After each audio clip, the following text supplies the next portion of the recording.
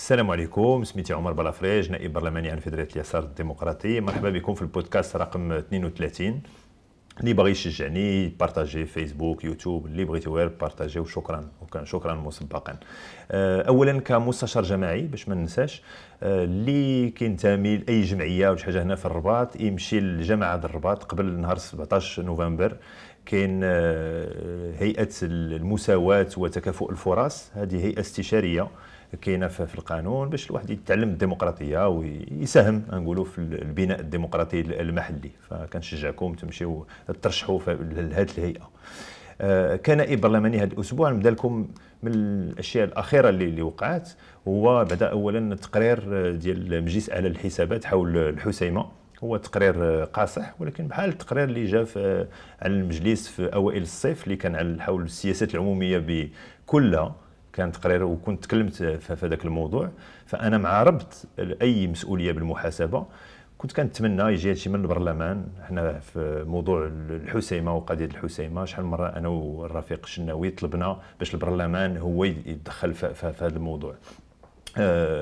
وهادشي دابا اللي واقع هو اكثر من المشكل المحلي، هو مشكل نقولوا هيكلي عندنا في البلاد. كنا كتبنا عليه في مؤسسه عبد الرحيم بوعبيد في 2010 في واحد التقرير. غنبان لكم التقرير اللي بغى يطالع عليه حول واش هل للمغرب استراتيجيه اقتصاديه. كنا قلنا من العوائق ديال التنميه ديال البلاد هو المشكل اللي عندنا عند جميع المسؤولين، لا وزراء لا ولاة لا عمال. الهدف اللي عندهم هو يرضى عليهم رئيس الدوله الملك.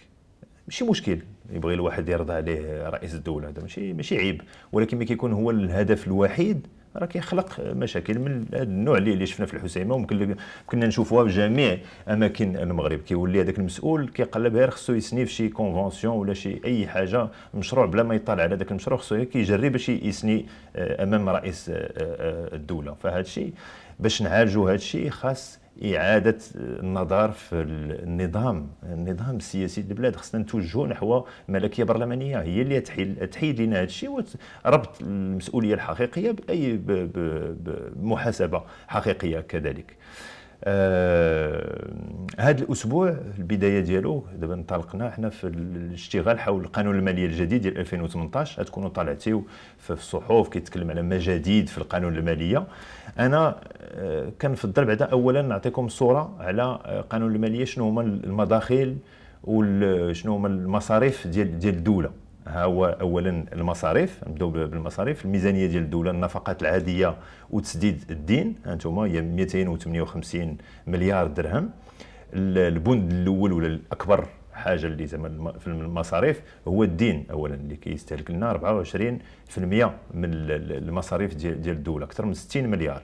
كيجي الثاني هو التعليم. تقول لي التعليم، انت ديما كتقول بان خصنا نزيدوا في التعليم. اكيد بان خصنا نزيدوا في التعليم، ولكن حتى 21% يلاه كداو 50 مليار كتجيب لنا اقل من 10,000، بين 6000 7000 درهم لكل تلميذ، اللي هو غير كافي. ونرجع ليه تكلمت فيه في هذا الموضوع، ونرجع ليه في البودكاستات اخرى، حيت بغيت انا بلادي تتقدم خصنا استثمار حقيقي في التعليم. كيبان لكم بان الدفاع والداخليه حتى هما عندهم واحد الميزانيه كبيره، والقطاعات الاخرى كتلقى 5% 3% 1%. على الناحيه المصاريف كذلك في الاستثمار، ها هو الجراف ديال الاستثمار. كيبان لكم الماليه حيت هادو مصاريف مشتركه. مثلا هما هادو المشاريع اللي كتلقاها جهويه جايه من هذه الميزانيه، هي 28% جايه من الميزانيه كتعطى الماليه. ها انتم طلعوا عليه، ولا بغيتوا تقلبوا على الميزانيه كلها راه كاينه في الموقع الالكتروني ديال وزاره الماليه. ها السيت انترنت يمكن لكم تطلعوا عليها، وكنشجعكم تطلعوا عليها اللي كيهتم بالشان السياسي وتطوير نقولوا المغرب. فيما يخص الضرائب، المداخل الدوله فيها الضرائب وفيها مداخل اخرى، ولكن ركزت على الضرائب. كيبان لكم ها هو في هذا الجراف بان الضرائب شنو عندنا الضريبه على القيمه المضافه، هي ضريبه على التي في على الاستهلاك. ضريبه على الشركات المهيكله اللي كتخدم بالقانون 24% ديال المداخل الضريبيه. والضريبه على الدخل، شنو هي الضريبه على الدخل؟ 19% هي الضريبه على العمل، الناس اللي كيخدموا كيديو الضريبه. الاغلبيه الساحقه مع الاسف راه ما كتديش الضريبه. هادشي كله راه كيمثل يمكن 1,000,000 مليون مغربي اللي كيديو هاد الضرائب كل. ولا نبقى في هذا الشيء ديال الضرائب 2018. المشكل الهيكلي يلا كيدخلوا 218 مليار درهم هاد الضرائب. فين تقولوا لي فين كاين المشكل؟ كاين بعدا الناس اللي خصهم يديو الضريبه ولا ما كيديوهاش، هذه من جهه، ولكن خاص خلق ضرائب جديده. ما كنلقاوش حنا مثلا ضريبه على راس المال اللي في الدول، جميع الدول المتقدمه كتلقى واحد النسبه كتكون متعلقه بالضريبه على راس المال. وحنا عارفين بان الفوارق الاجتماعيه في المغرب راه هي اكثر فوارق على راس المال اكثر من هي فوارق على الدخل. فهادو من المقترحات اقترحناهم من ذاك العام ونعاون نقترحوهم ونجي نقدمهم لكم هنا في هذا البودكاست شنو هما المقترحات ديالنا باش نحاولوا نعالجوا ونلقاو ميزانيه كافيه باش نستثمروا في هنقولوا في القطاعات الحيويه. والقطاع الاساسي هو التعليم.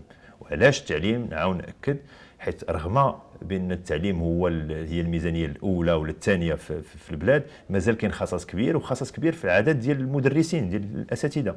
ها انتم تشوفوا هذا لو غراف الدول الاخرى، كتلقى دول لكم استراليا عندهم 15 كل 15 تلميذ عندهم مدرس. حنا في المغرب عندنا على 30. تونس، تكلمتكم على تونس قل من 20. ها انتم هذا في لو غراف قلبوا، ما كاينش دوله متقدمه ولا ناميه اللي فايته مدرس على 20 تلميذ. 20 تلميذ، حنا مازال في 30. فبالتالي كاين خصص كبير ومازال ما قادين هذا الخصص. هذا العام كيتكلم الميزانيه على خلق مناصب شغل في ميدان التعليم. هما بالتعاقد اولا، هذه حتى هي خصني نفهمها. شوفوا هذا الجرافيا ما كاينش في مجال التعليم مناصب حقيقيه ديال تبع الميزانيه الدوله، دونك دخلوها واش في النفقات واش حاجه عاد نشوفها في النقاش حول الميزانيه. ولكن حتى 20,000 اللي تدخل بالتعاقد غير كافيه. الا بغينا نوصلوا للمستوى ديال الدول اللي تقدمت في هذا المجال ديال التعليم.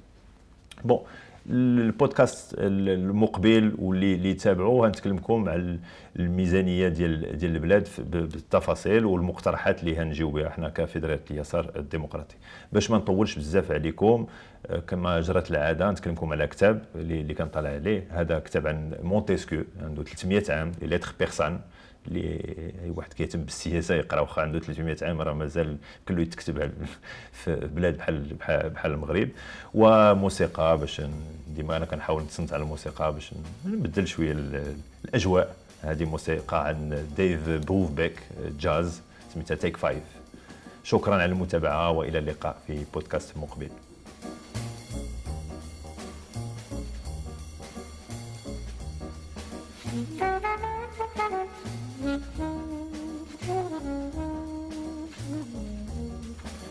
Thank you.